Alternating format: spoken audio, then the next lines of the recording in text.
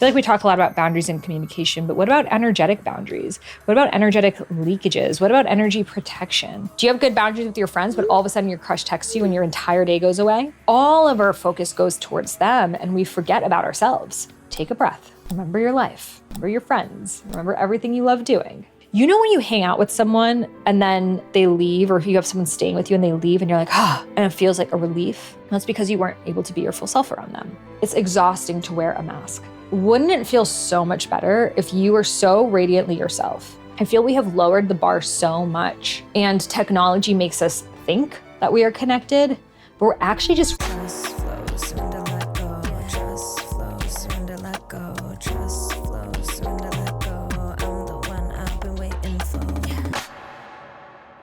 Welcome back to the Highest Self podcast. My name is Sahara Rose, and on this podcast, I love to take spirituality and make it modern, grounded, fun, relatable, so it can actually serve your needs.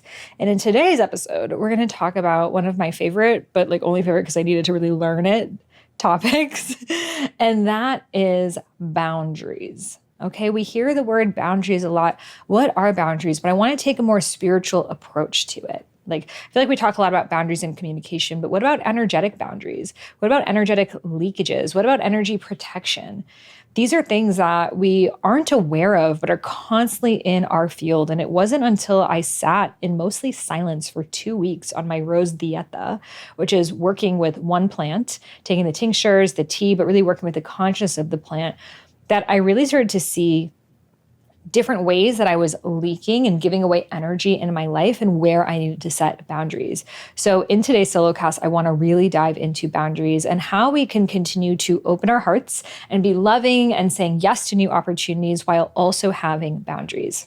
And before we drop into this episode, be sure to hit subscribe wherever you're listening to this podcast. That is the best way to stay up to date on the latest episodes. We've got this in video format, so if you're just hearing my voice, be sure to also watch our fabulous outfits on video as well on Spotify, YouTube, or the Apple Store. This is the best way to stay in the flow with future conversations and also allows the podcast to reach more people. So hit subscribe so I can keep vibing with you on all future episodes. Now let's get into this one.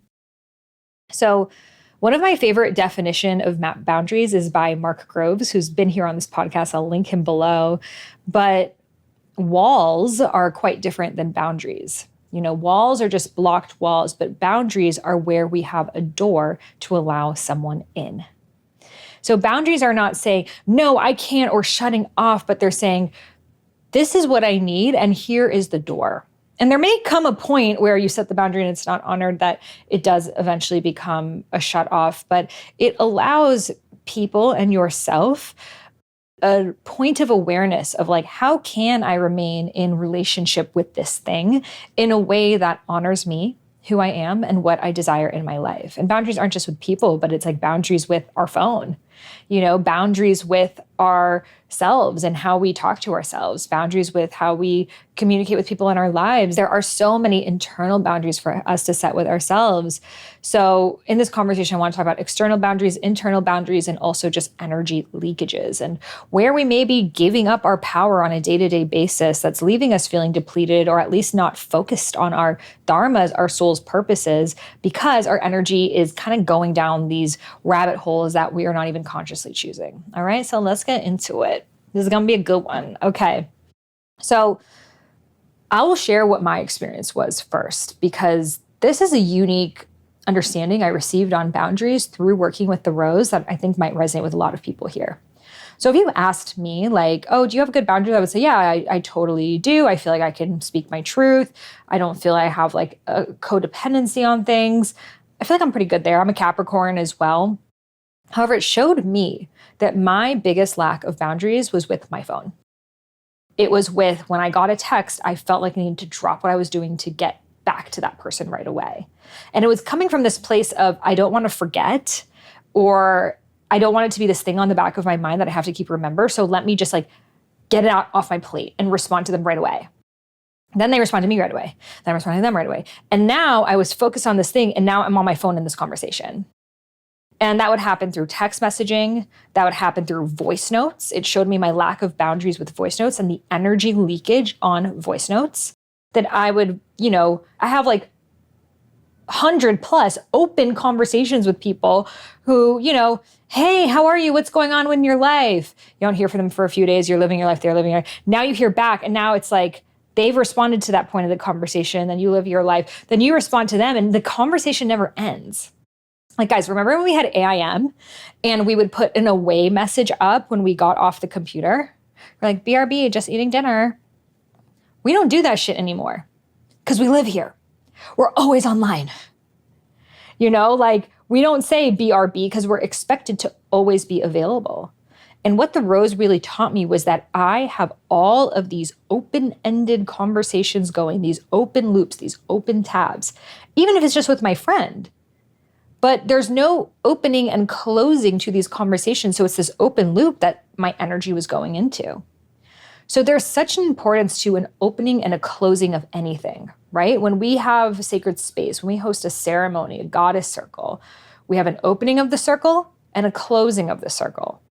And this is really important because when we're working with energies, we are inviting that energy in and then we're closing it. So when I opened up working with the rose dieta, I had a rose altar. I meditated on the rose and I decided for the next 10 days, I'm going to be in conversation with the energy of the rose. And I purposely cut off. I was not in conversation with anyone. I was not getting back to text messages. I wasn't hanging out with people. I was putting my full focus on myself and working with the rose. Now, all of a sudden, I'm getting deeper into my own consciousness because all of this outside noise is gone. And then after the 10 days, I closed the portal and then opened conversations back up. But now from a completely different point of awareness of kind of being aware of how do I want to converse? With whom do I want to converse? So one big shift that I have decided to make is to no longer voice note with people. And if I do voice note, it's like something quick. And really my intention for text messaging is to make a plan to either see that person in person or to actually hop on a Zoom call, because it showed me that we actually are not respecting the conversation with someone by just voice noting each other back and forth. Because what we're doing is we're actually just reporting rather than connecting. We are sending out a report of what has happened in our lives. Oh my God, so-and-so said this. And oh my God, my colleague that, and I dated this guy and this is the thing that happened. And oh my God, you won't believe. And I'm sending a report while I'm not even being present. I'm probably, walking around my house, getting things done. I'm not even, I'm just kind of like, blah, blah, blah, blah, right? Then that person, maybe hours later, is listening to it in their own time-space reality. That thing that I was just talking about doesn't even exist anymore. I don't even exist in that space anymore. Now they're listening to me offload a bunch of things and give my daily weather report. And then they don't even see my body language. They don't look me in the eye. We don't get to laugh about the thing. They just heard it all. And now they're sending their report and their divulgence of all their things. And then I, hours later, in my own different time-space reality, when that thing's not happening anymore, am listening to that and I'm taken out of my reality. And I'm now trying to remember what you said in your thing. And what I said in my thing before, because I totally forgot where I was this morning. And now I'm responding. Is that actually human connection? Like, is that actually what we want out of our friendships?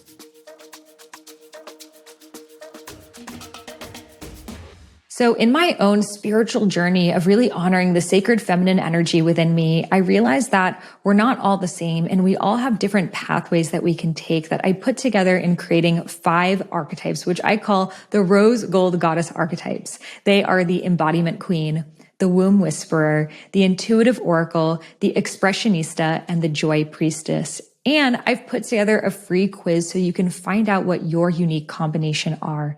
So the embodiment queen is the person who's always in her body, dancing, moving, very connected to her nervous system. The womb whisperer always knows where she's at in her menstrual cycle and probably has a yoni steamer in her bathroom. The intuitive oracle has 3 oracle card decks on them, a pendulum, and knows about their past lives. The expressionista is creating art through everything, through singing, dancing, writing poetry. Everything for her is an opportunity to create art. And then we've got the joy priestess who wants to laugh, dance, and not take herself super seriously. You can find her doing karaoke at an improv class or twerking it on the dance floor. You can guess which one I am. So you can head over to rggquiz.com to learn what your unique rose gold goddess archetype is. Again, that's rggquiz.com, and you can find that link in the show notes. And I've created custom graphics that you get in your results so you can share which rose gold goddess archetype you are. I'm super excited to see. I feel we have lowered the bar so much, and technology makes us think and feel that we are connected, but we're actually just reporting to each other. Even social media is just reporting.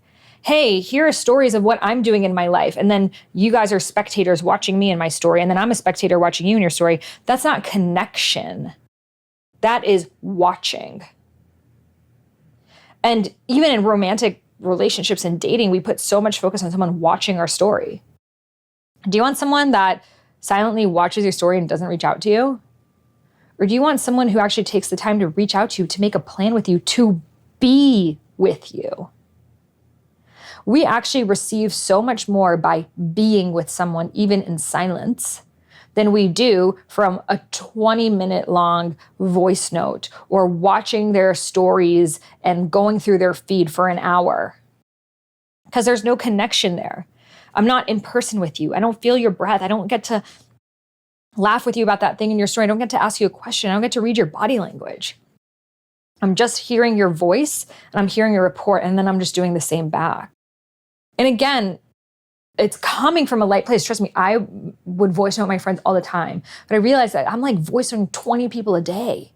It was crazy. And it's like all different people's, oh, hey, so-and-so. Like I would think about someone and I would reach out to them. And my gift is communication. But then I have all of these people now that I'm like, would stop my workout because someone would reply to me and then I would reply to them. And it was like, and I would make that more important than what I was doing. So I was constantly taken out of whatever I was doing. If I was working, if I was sending emails, if I was this. And I got so used to it that even if I didn't get a voice note, I would check WhatsApp. I would check my Instagram. I would check my text. I would check my emails looking for a hit. Like, someone, can you send me something? Like a crackhead looking for their next little tweak. And that's what I was like for messages. So it's funny because it's like, we're like, oh my God, I'm so bombarded by emails and texts and WhatsApps. I don't even want them anymore. But then when we don't get them, we keep checking our app for them. Because our brains now with like Pavlov's theory have been wired to waiting for that reward. Because we get a little dopamine hit, that little reward when someone sends us a message. We're like, aha, see, I didn't have a reason to check my WhatsApp. I would have missed this. It was sent 3 minutes ago. I needed to be there and make sure. You know, when we post something on Instagram, how long do you spend refreshing that post? Did someone look at it yet? Anyone? Okay, we got a like here. Okay, good job. Wow, I'm like, let's just nurse this thing. Make sure it's like, are we gonna hit 30 likes on this shit? Okay, okay, oh my God, so-and-so watched my story. They watched my story. Screenshot, send it to 3 people. Oh my God, they watched my story. What do you think this means? Oh my God, they're totally in love with me. Bitch, that guy watches everyone's stories. Let's be real. Do you even want a guy who sits at home watching girls he's not talking to stories? Like, do you even want a relationship with that guy? Just think about it. Just think about it. Trust me. So we place so much importance on all of these energy leaks, and we lack boundaries within ourselves, and we give up our power to someone texting us, drop what we're doing. Someone said this, respond what we're doing. I need to report what I'm doing, respond what we're doing. We wake up, we're all of a sudden combating with the world. We haven't even sat with ourselves. Have we checked in? How do I feel today? Did we write down our dreams? Did we even stretch our arms up, or do we just wake up, roll over, and pick up our phone? Do you know how many people, even in partnership, will wake up and check their phone before they turn over and look at their partner? Because the phone is the thing I can get the hit with. The partner's already there. If we want to end these addictive behaviors, we need to take time away from them. It was only through taking my time away, through doing the dieta and being in silence, that it started to become so apparent to me, my addiction with communication. And you might be like, addiction to communication, that makes no sense. Isn't the communication a great thing? There's such a big difference between true, authentic communication, like us being in person and having a conversation, than me watching a million TikToks, or me watching all my friends' stories, or me, again, going back and forth on voice notes. That's not actual communication. And we, again, feel like we need to constantly be in touch with people all the time, but we're not actually going deep.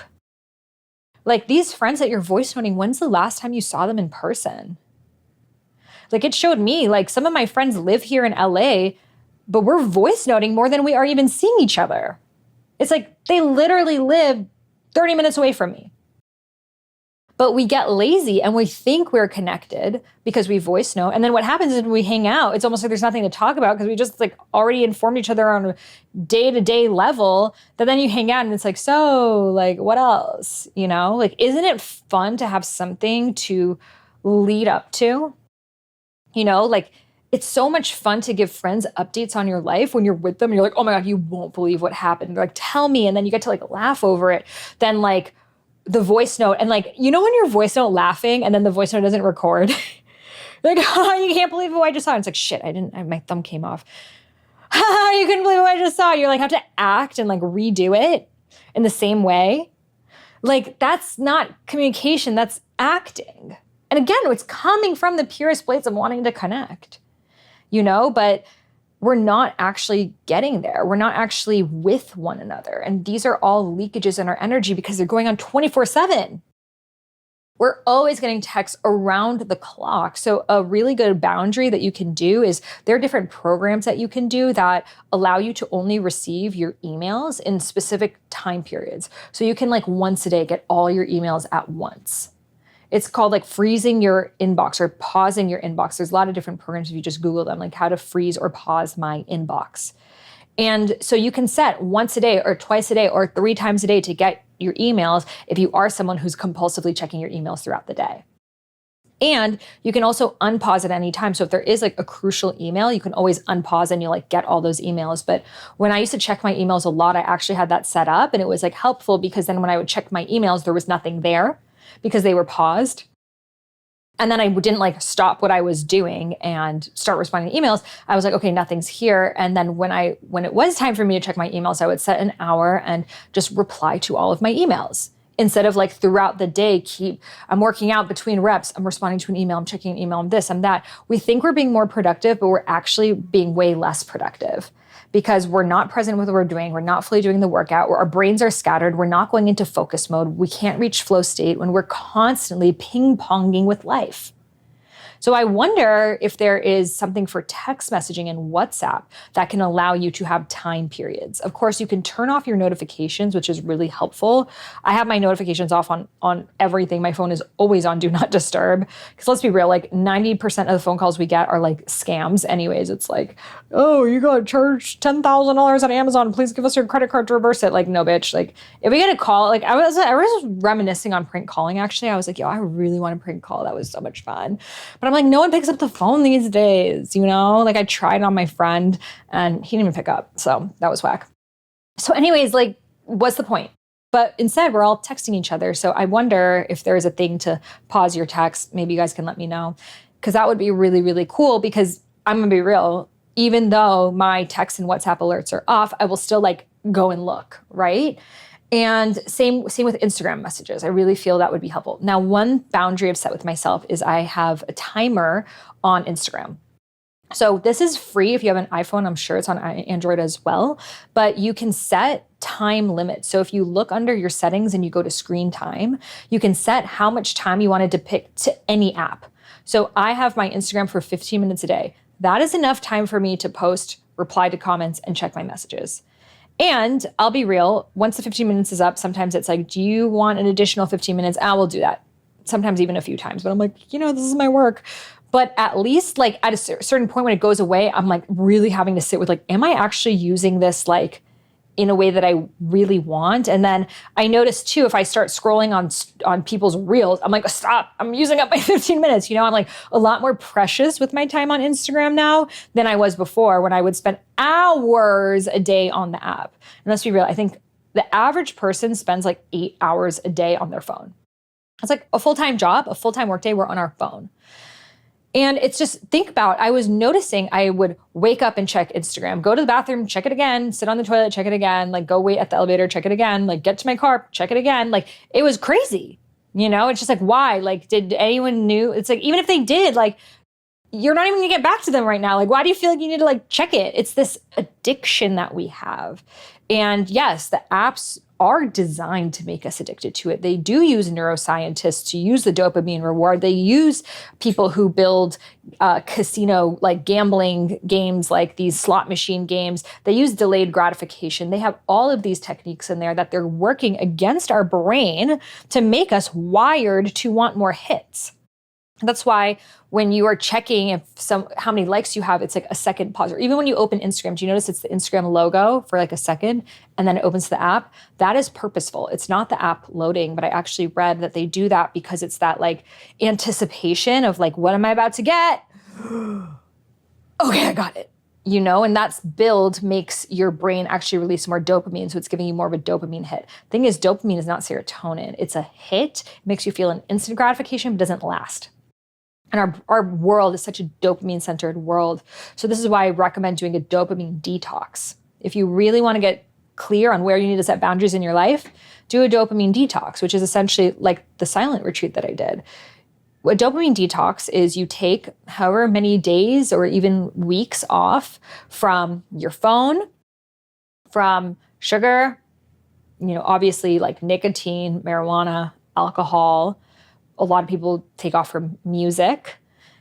Essentially, do as little as possible, right? Like the ultimate would be to go like kind of full Vipassana style where you're just like sitting and meditating. But I understand maybe you want to read a book. For me, I was listening to music, but I was mindful of the frequency of the music. Like I was not listening to Bia during this Rose dieta. Love her, but like that's just not the vibration that I'm calling in right now.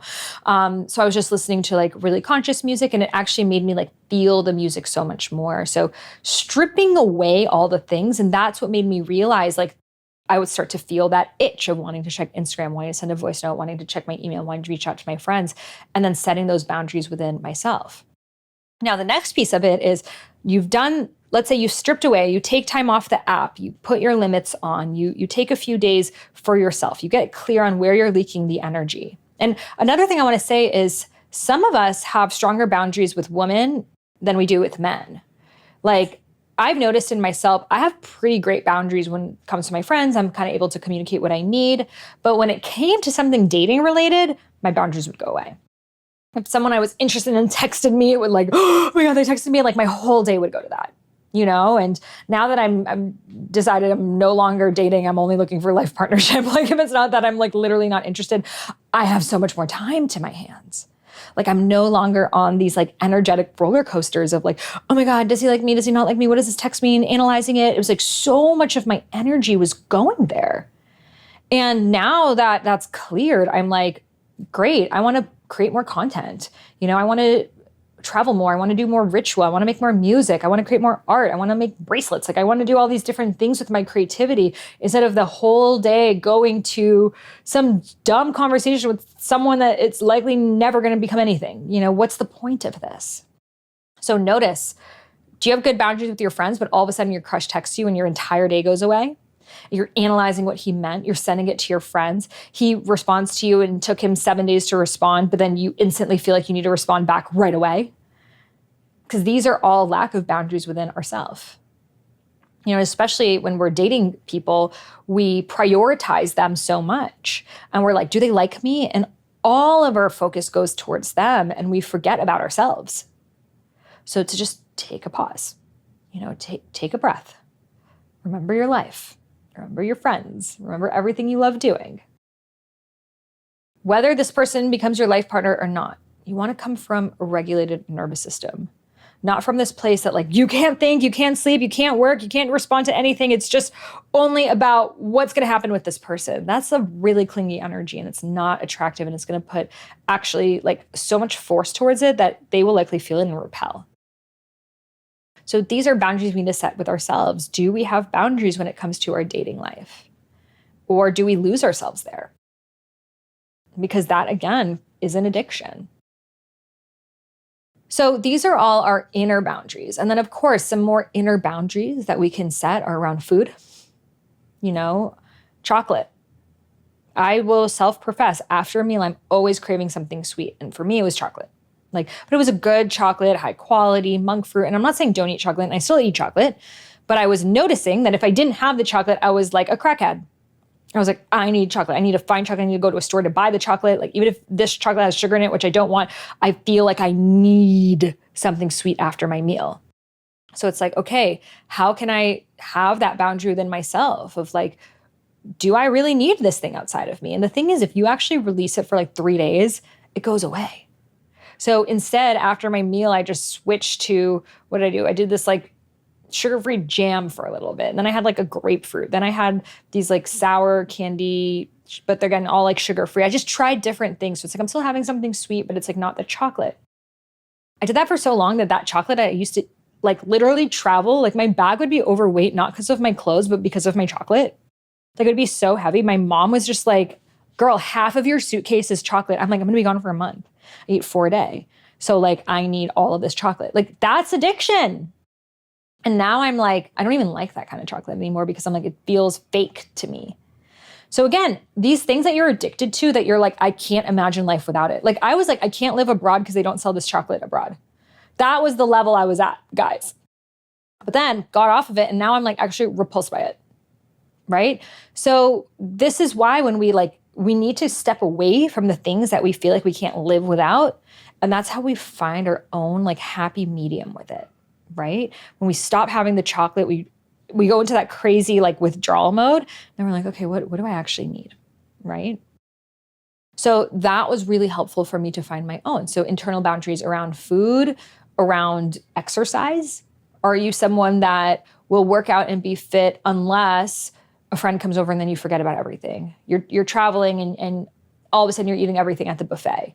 You are feeling overwhelmed, so you forget to take care of yourself. So many of us, when something else is happening in the external world, we forget about ourselves. So set that boundary for yourself of even when I'm traveling, even when I have family members staying with me, even when I'm staying with family members, even when it's the holiday, even when my partner is not able to, whatever the thing is, I will commit to eating healthy.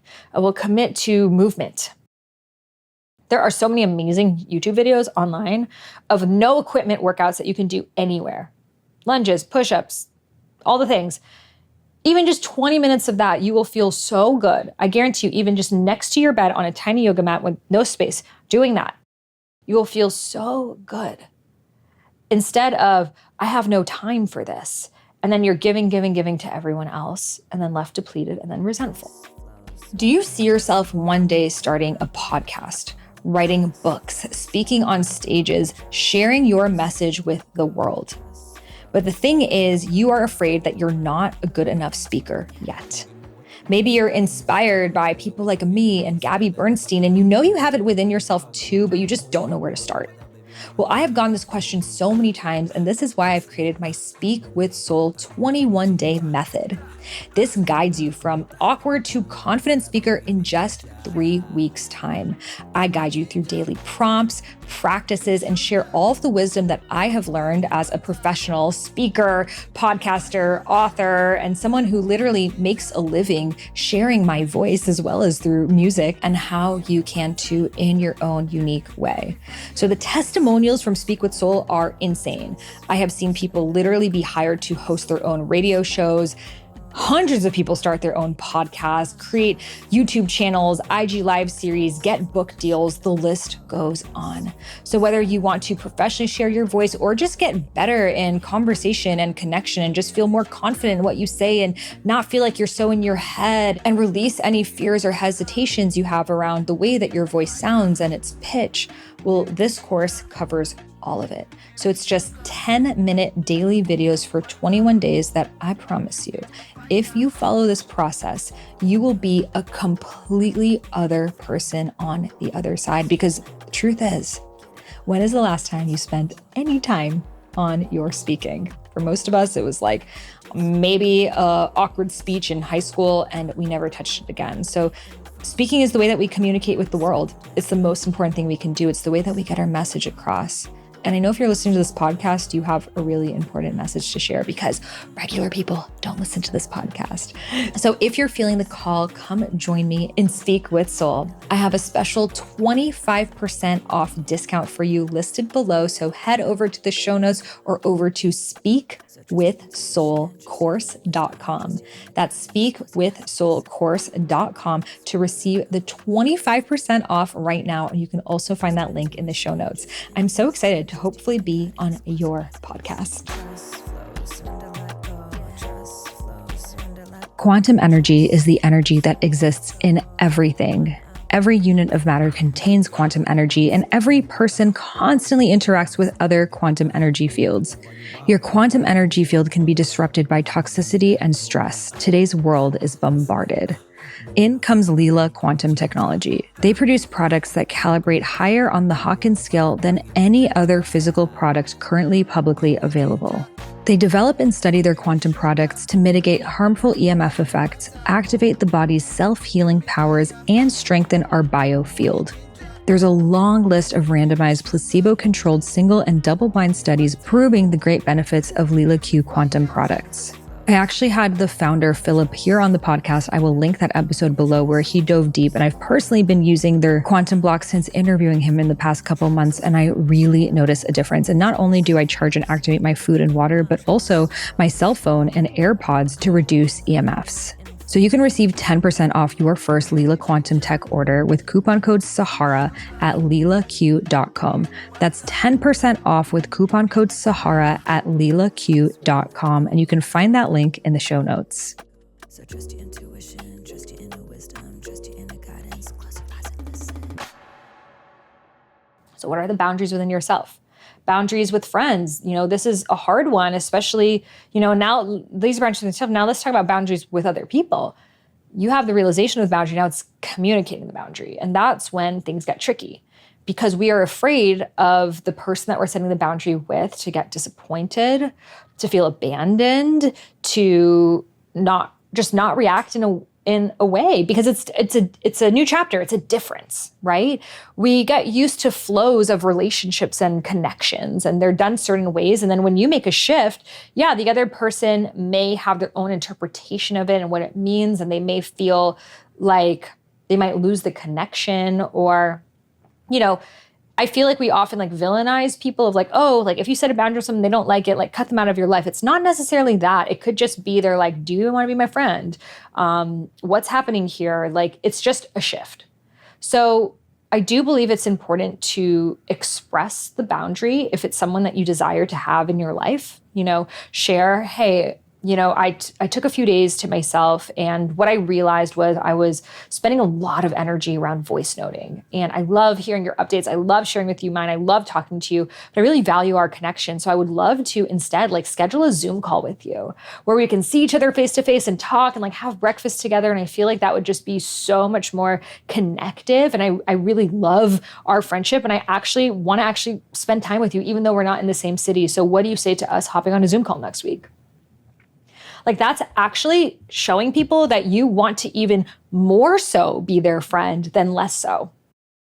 And everyone that I've shared that with, friends that I have in my life that I really want to stay connected with, I've told them about this and that I want to actually hop on a Zoom call. And they're like, I would love that. And they feel really grateful. And it's almost like we assume that everyone's so busy that we don't make time for one another.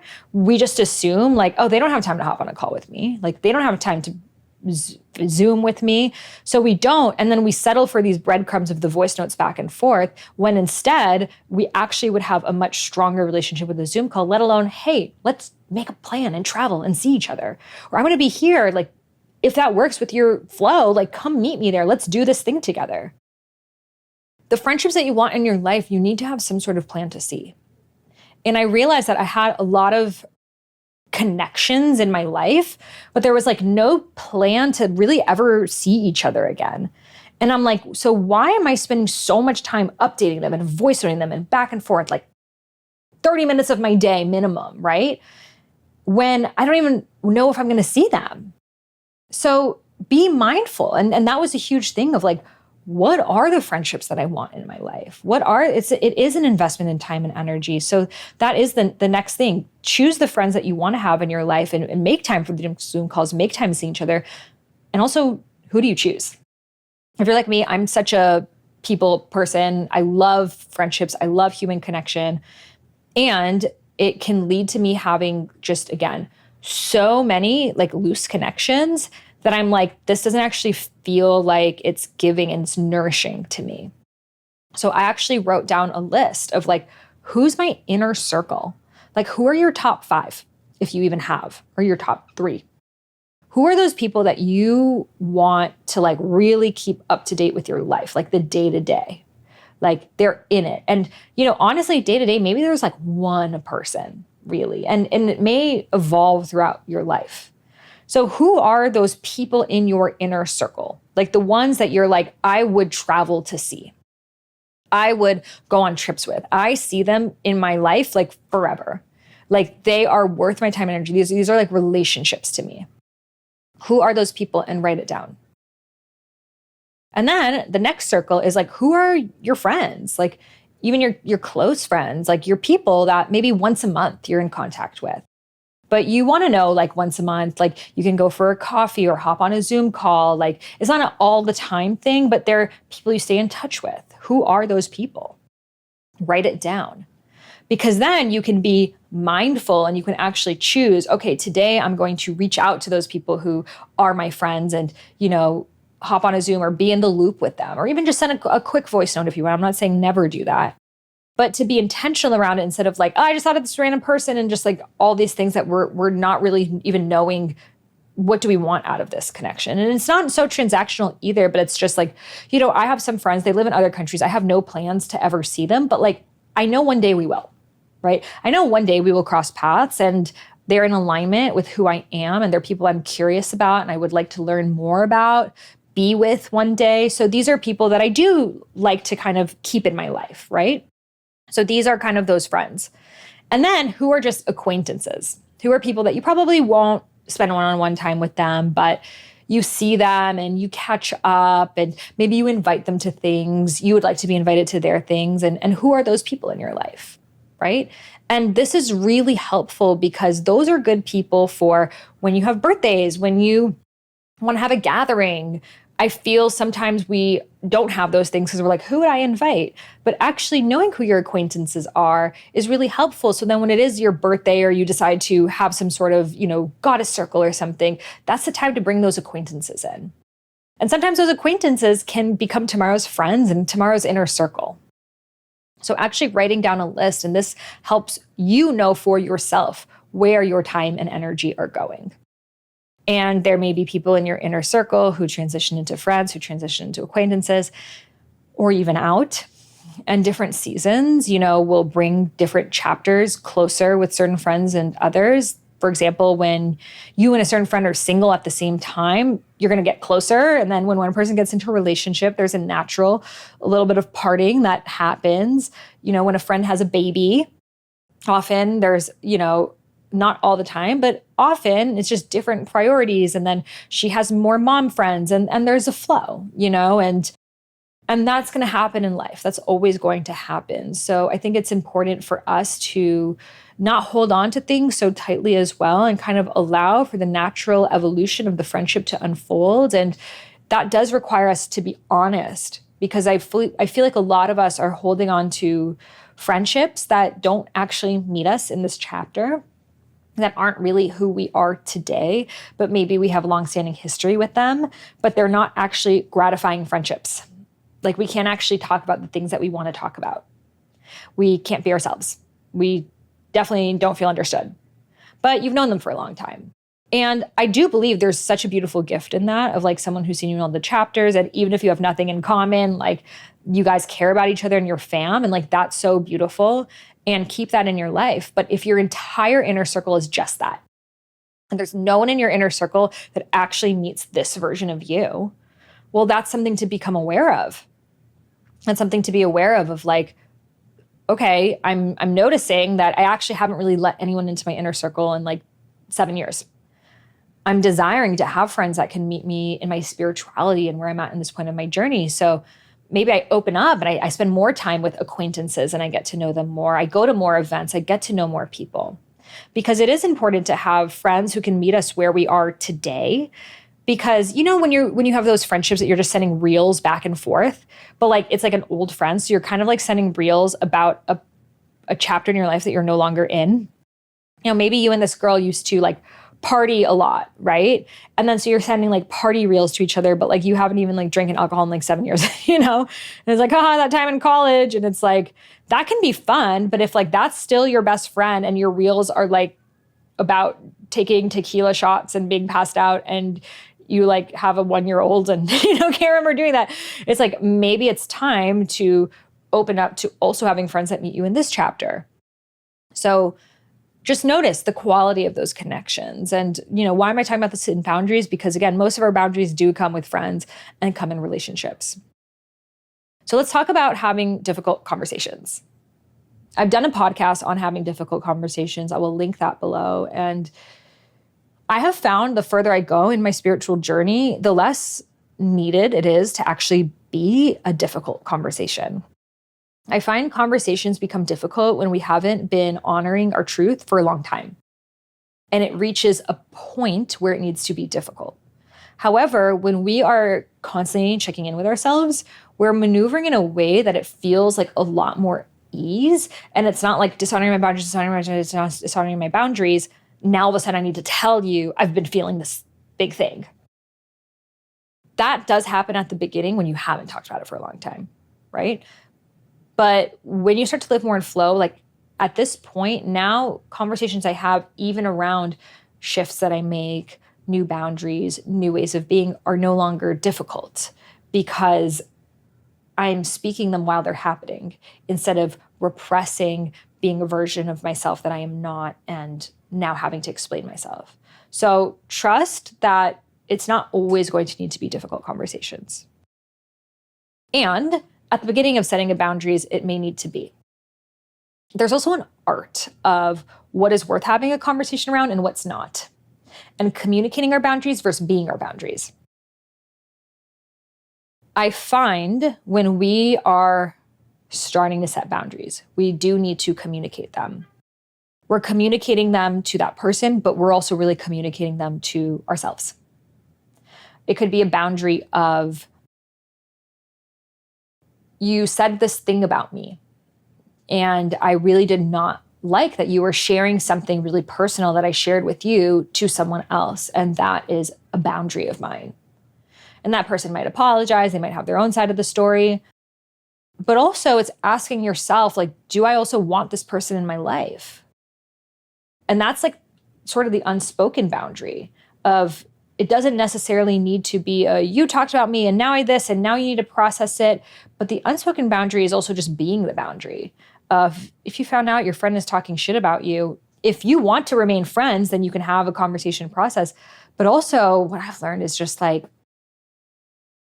sometimes you just got to keep the circle tight, and I feel we hold on to friendships when we're afraid, I'll never find someone like this again. But to me, if someone has just dishonored you or there's a lack of trust and safety, to me, it's really hard to rebuild from that.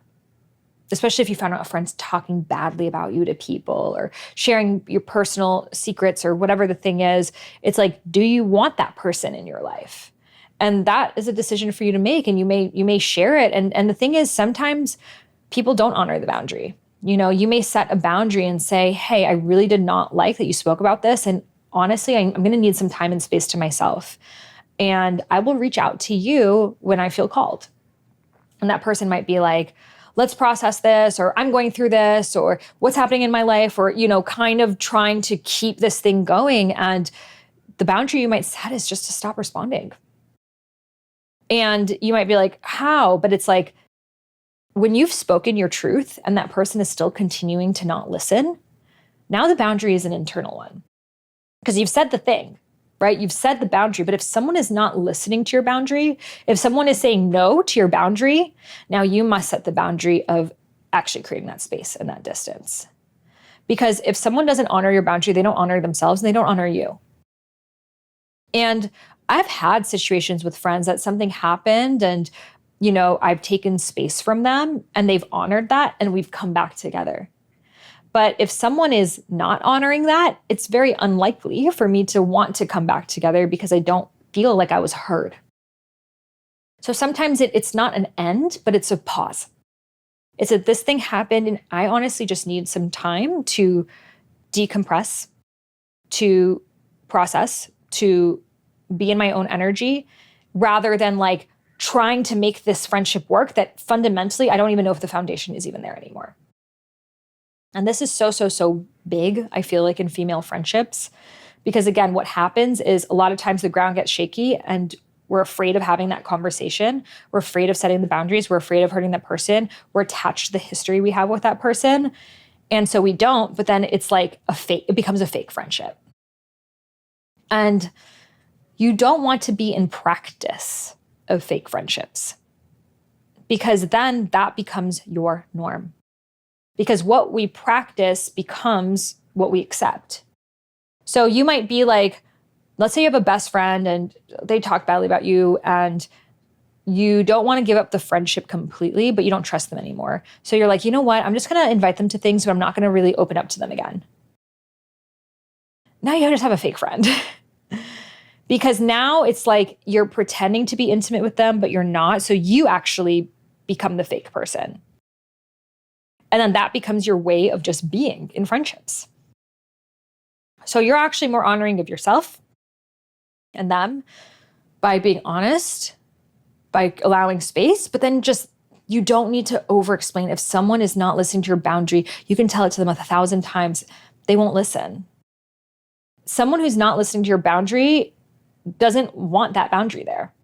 So no amount of you explaining it is like, now you're gonna have to negotiate on your boundary, and that's fundamentally disrespecting because you're not a given in anyone's life. You don't owe your friendship or your relationship with anyone.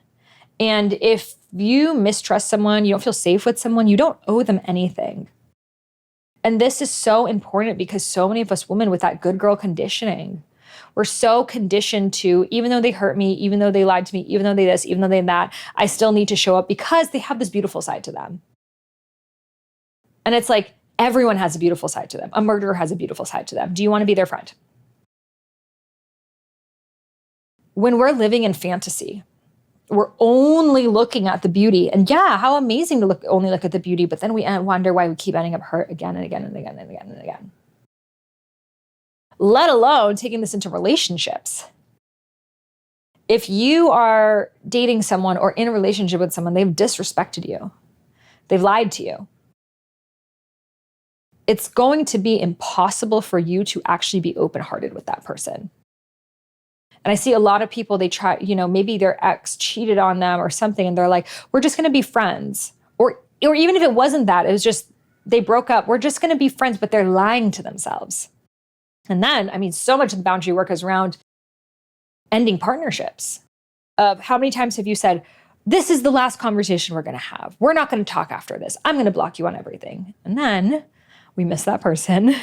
So we hear a song, something reminds us of them, and we so deeply want to say this thing, or we have one last thing we need to say, or, there's something we forgot. We make up some sort of excuse to get the hit of reaching out to them again.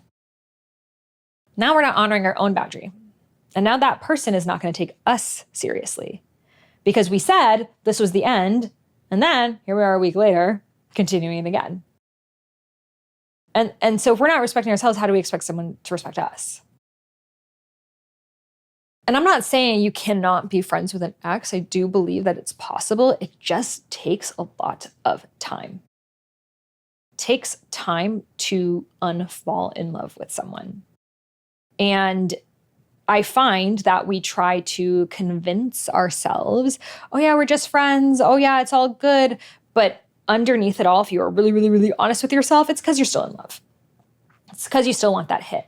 Even if that hit is you being angry because you checked their Instagram story and how dare they go out. Oh, I can't believe them. And actually, this makes me hate them again. I'm glad I saw that. It made me hate them. It made me remind me why I'm not with them. Did it? Why do you need to check? You're actually over someone when you don't need a reminder of anything. You actually like forget that they exist. You can honor them and love them, but if you're still thinking about them every single day, you are not completely over them. And that's okay. It takes a long time. It takes years sometimes. They say it takes half of the time of a relationship to get over someone. I'm not saying that that's Bible, but like, I'm just saying it does take time. So don't prematurely try to convince yourself that you're okay with being in communication when it's a very slippery slope and requires a lot of inner boundaries to not let it get to either getting back together or another fight. It's an extreme. It's always going to lead to something extreme, something that has to burn you enough to just, okay, now I've set another boundary. How many times do you need to get shocked to let go of the electrical wire? And there's always going to be more that you want to say. There's always going to be another thing to close. There's always going to be something else to update them about. And there's always going to be another happy memory. And these are our inner boundaries of write it down. The text you want to send them, write it down in your notes app. And trust me, in a day, you will reread that text and say, I'm so grateful I did not send it to them. You were just in an emotional state, and we're in an emotional state. We want that feedback. We want that reaction. We want that hit. We want that dopamine. Texting X is our dopamine. So these are all work with our inner boundaries. So getting into conversations with people, that good girl conditioning makes us really want everyone to like us all the time. We want people to think we're nice and good to be around. And, historically, that created safety. If I knew everyone liked me in the tribe, then of course, I'm always going to have access to resources. So as women, we have been conditioned for generations to be people pleasers, to put other people before us, to notice, what does the tribe feel? Let me connect with them before I connect with myself. Because if I get them to like me, then I'll be safe. The only difference is now we're no longer in a tribe that we need to appease to have access to resources, unless you're in a cult. So most of us have taken a group of random people who we likely just met in the past few years. Our minds have put them as the tribe that we need to be in with all the time and be on the good side of everyone and make sure everyone likes us and, put on the facade. And the moment someone doesn't, oh my God, it's the end of the world. And all of our time and energy is going into making sure that they like me. And if I can't, making sure everyone else knows my side of the story. This is still very tribal, like warrior thinking. And in this new paradigm, it's just no longer the case. We actually, as we're moving into this new consciousness, we no longer need anyone to survive. Like we actually have all that we need within ourselves. We can come into community and there's such a beauty in interdependence, but it's no longer about, I need to be a version of me that you like so I can stay here, but rather it's, I'm going to be my full self. And then in time, I will magnetize people who, them being them full selves, were a fit. And there's no need to wear a mask, right? When you hang out with someone and then they leave, or if you have someone staying with you and they leave and you're like, and it feels like a relief. That's because you weren't able to be your full self around them. Then those people you could hang out with for like hours, days, you could have stay with you and you feel totally fine. It's because you were able to be your full self around them. It's exhausting to wear a mask, especially if you're in a relationship with someone. So wouldn't it feel so much better if you were so radiantly yourself? So like you said the weird things that you said, you made the funny jokes that you made, you listen to the music you do, you talk about your spirituality, you talk about those things. Maybe it takes longer to find your tribe, to find your partner, to find your community. But when you find them, it's like a full body yes. It's like, oh, I see you and you see me, and let's co-create. Rather than, well, this is the community that is accessible to me right now. And even though they're not really fully me, I'm going to mold myself into that because I feel like I need them. And now that I'm in it, I'm stuck being this version of me that I don't even really want to be. That's fucking exhausting. And also, like, let's move away from the clickiness of like, the new paradigm is like, we're no longer in one community. We're in so many different communities. Communities are like a moment in time, right? It's not like, this is our community. We are Wakanda. Like, what are you? It's like, No, like I have my community of, spiritual sisters. I have my community of like entrepreneurs. I have my community of, people who work with medicine. I've got my community of musicians. These are all different communities I'm a part of, and they're part of other communities that I'm not a part of. And it's just like Facebook groups, like you could be part of many, many different Facebook groups. They're just collections of people. So when I am myself, I'm no longer like, I need to find one tribe that's like every single part of me. It's impossible. I will never, because it's only me. But instead, I can have my friends that I connect with on this level and my other friends I connect with on this level and another one on this. So between them all, I'm having all parts of me met. And then the parts of me that aren't, I'm sitting with myself, which is my own practice. Like my own spirituality is not going to be through other people. It's going to be me sitting in my own stillness, in my own thoughts. And I feel like that's the missing link that makes it hard for us to set boundaries. We're unable to be with ourselves. Because when we're unable to be with ourselves, we're going to constantly feel we need to impress, get the approval of, underride ourselves because of these people. Because we feel if we don't have these people, we will be abandoned and then we will suffer, right? Be alone, not have friends, pain. So we would rather go through the pain of not being true to ourselves than be in the pain of being alone. When you get really good at being alone, which I fucking love now, I'm like, oh, this is amazing. Like, why would I ever compromise this? And then, of course, I can play with different people and try on different hats. There's always going to be a natural molding, right?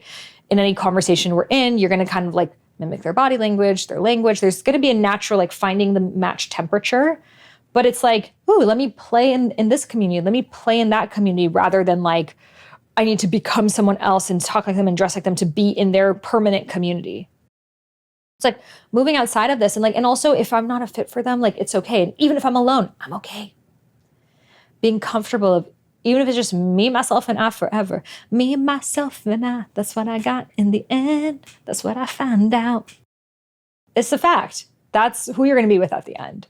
So when you just get really comfortable with being by yourself, it's like, great, people are here. Great, they're not there. We're not attached. This friend's here and they're in the same city as me and we had so much fun and now they left and I don't know when they're going to be back. And okay, it's cool. That was a beautiful experience. And we can let things come and go without holding on to them so tightly. Right? And then we can be ourselves. We're not molding ourselves. And then when something feels off, we can speak that or step into what feels right and it doesn't feel like this end of the world thing. Because boundaries only become difficult when we're afraid of the repercussion of the boundary. But when the worst repercussion of the boundary is the person doesn't want to be in your life and you're like, that's okay. And I will be okay with that. Then nothing's scary anymore. Then your boundaries get to actually be really like fluid and free. And they're not this like, I can't tell you how I feel. Not this constipated thing anymore. It's like, hey, I actually sleep really early, so I'm going to leave the party early. Cool. Like, rather than, guys, I know you're going to be really mad at me. And the reason why I have to leave early is because of this. And I know you're this, but I'm going to make up for it by going to brunch with you tomorrow. And it's like, now it's just become this giant thing. Like, you could just like leave the party. Like, you don't even need to explain yourself. If someone's messaging you on the weekends, you don't need to be like, hey, I don't respond to people on the weekends. These are my hours. Just like, don't respond until you feel like responding. We don't need to be so strict with our boundaries. We don't need to like there was the sentence people said, no is a complete sentence with boundaries. I don't like that. I don't believe in that. It's not like if someone asks me something like, hey, Sahara, can you this? And I'm like, no. Like that feels really harsh. But instead of just being like, oh, like, actually, like this thing is more what I do. It doesn't have to be this like, no, it could just be like, oh, actually, these are my boundaries. And so it's like not in alignment with that. If someone's like, hey, can you like come with me to this event and just like actually sleep early? It's like, okay. Instead of like, no, you've crossed my boundary there, And it's like, also guys, people can ask you for things and it doesn't mean you have to do it. I remember I would get really annoyed of like, why are people always asking me for advice on this and advice on that? Like, don't they see that like, this is what I teach on and like, I have all these resources and this and why do they keep, and then just like, people can ask all day. It doesn't mean I have to like now give them the advice. the reason why it was triggering for me was because a part of me still felt like if someone asked me for advice, I had to like stop what I was doing and give them the advice. So then I was getting annoyed that they asked me because now I feel like I have to do it. Instead, I mean, I get so many messages. I don't reply to any of them. I just can't. Like on Instagram, I just can't. I wouldn't be here. I wouldn't be alive. And it doesn't bother me at all. In fact, I see the questions and I'm like, oh, this is going to be really good for a podcast. Whereas before I would get like overwhelmed and like, I can't answer DMs and reply that on DM. It's just like, what was that for? You know, like just be the boundary. Like one of my co-founders on Highest Self Institute, he has really amazing boundaries with work. He only works like 3 hours a day and that's when he responds. And I remember I was like messaging him on a weekend because I kind of, my work schedule is more fluid for sure. And that's just how I roll and it works for me. And so I remember I would like message him on weekends and I wouldn't hear back. And then I asked him, I was like, yeah, like, what's your workflow? He was like, oh, like, I don't even see your messages. He's like, I don't open things until I'm ready to open them. So it's not like he was like checking it on the weekend and getting annoyed and it being a thing. He's like, I just am my boundary and I don't check work-related WhatsApps until it's my time to work on these hours of the day. And he just is that. And so there was like zero even charge in him, which I actually found very inspiring. So we can just be our boundary. It doesn't need to be this like sharp fence that we need people to understand and agree upon and negotiate. It's just like, just be it. Move through the world in the way that you want. For people that you want in your life, explain it to. And if they're not honoring it, you'll live without them. But most people, they're okay with that. They are also evolving. It may give them the permission slip for them to set their own boundary. Maybe the going back and forth was a lot for them too. Maybe they would actually love to hop on a Zoom call instead. Maybe they like to sleep early and you message them late at night and there's something else you weren't aware of. Like there's so many different things and we just assume that if I set a boundary, I'm going to lose my friendships. But it actually is the invitation to deepen your friendships because then there's no longer the underlying resentment, but rather the friendships can be really true to you. So I'm curious your thoughts on energetic boundaries, energetic leakages, social media, dating, friendships. I feel like these are really the conversations we need to have today because this is like what's real in our lives. So I'm curious what other topics you'd love for me to explore. Please share with me in the podcast reviews. Share with me what you loved about this episode, any questions you have, topics, and take a screenshot of them and send it to me on email so I can send you a free gift, which is my womb meditation. So all I gotta do is leave a review, take a screenshot, email it over to me at Sahara@IamSaharaRose.com. That's Sahara@IamSaharaRose.com. You can find that email and everything else I mentioned in the show notes. And I'm so excited to connect with you further. Be sure to follow me on Instagram. I share a lot more. I share clips of this, funny reels, and more than I'm up to at IamSaharaRose. And I can't wait to see you in the next episode. Trust your intuition, trust your inner wisdom, trust your inner guidance. Close your eyes and listen. Swing to let go, swing to let go, swing to let go. So trust your intuition, trust your inner wisdom, trust